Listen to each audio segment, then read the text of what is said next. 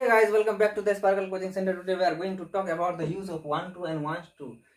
Where is used want to and wants to in the sentence? Guys, this video will be very incredible and informative for you.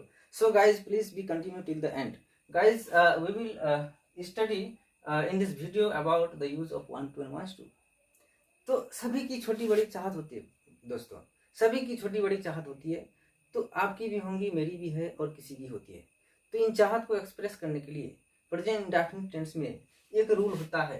जैसे वो rule लिखते हैं, अभी किसी भी Hindi sentence के अंत में चाहता है, चाहती है, चाहते हैं रहता है, तो वो एक्सप्रेस वो जो चाहत को एक्सप्रेस करता है। ठीक है क्या? जैसे मैं एक कार खरीदना चाहता हूँ, तो मैं एक कार खरीदना चाहता हूँ, ये मेरी चाहत है। तो इस चाहत को शेयर करने के लिए जो हम लोग यूज करते हैं वांट टू और वांट्स टू का यूज सेंटेंस में करते हैं।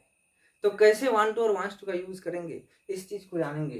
किसी भी सेंटेंस के लास्ट में चाहता है, चाहते हैं, चाहती है, चाहता हूँ रहेगा, तो उस सेंटेंस में वांट टू और वांट्स टू का प्रयोग करेंगे। जैसे एक रूल है, सब्जेक्ट प्लस वांट टू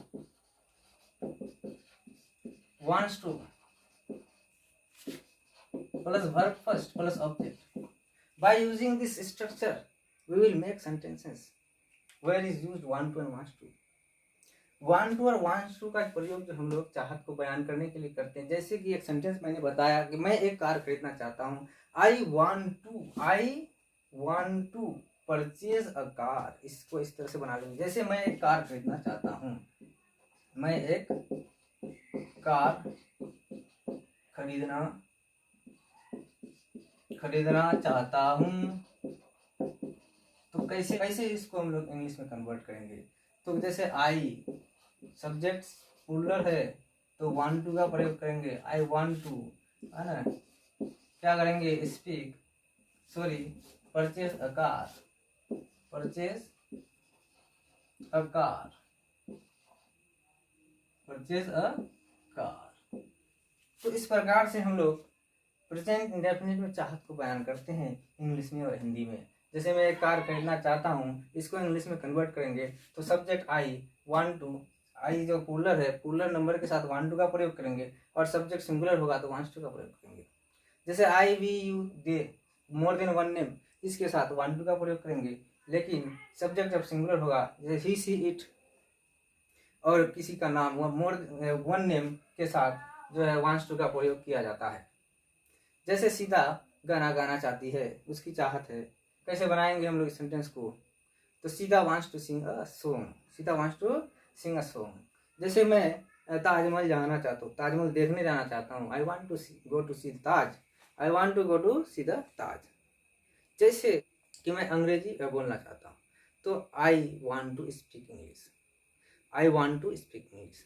जैसे वह अंग्रेजी बोलना चाहता है, he wants to speak English. तुम अंग्रेजी बोलना चाहते हो, you want to speak English. Sita अंग्रेजी बोलना चाहती है, Sita wants to speak English. देखिए सीता सब्जेक्ट सिंगुलर, तो वांट्स टू का प्रयोग करेंगे। सब्जेक्ट प्लूरल हो जाएगा तो वांट टू का प्रयोग करना है। जैसे मैं पेरिस जाना चाहता हूँ, I want to go to Paris. ठीक है। जैसे मैं एक प्रश्न पूछना चाहता हूँ, I want to ask a question. जैसे तुम क्रिकेट खेलना चाहते हो, you want to play cricket. जैसे और लीजिए राधा अंग्रेजी बोलना चाहती है, Radha wants to speak English, Radha wants to speak English. जैसे मोहन मार्केट जाना चाहता है, Mohan wants to go to market. इस प्रकार से बहुत सारे सेंटेंसेस को बना सकते हैं। अब हम लोग देखते हैं नेगेटिव में। नेगेटिव में क्या करना है? डू नॉट या डज नॉट लगा देना है, उसके बाद वांट्स टू खत्म हो जाएगा। डू नॉट या does not plus want to plus verb first plus object.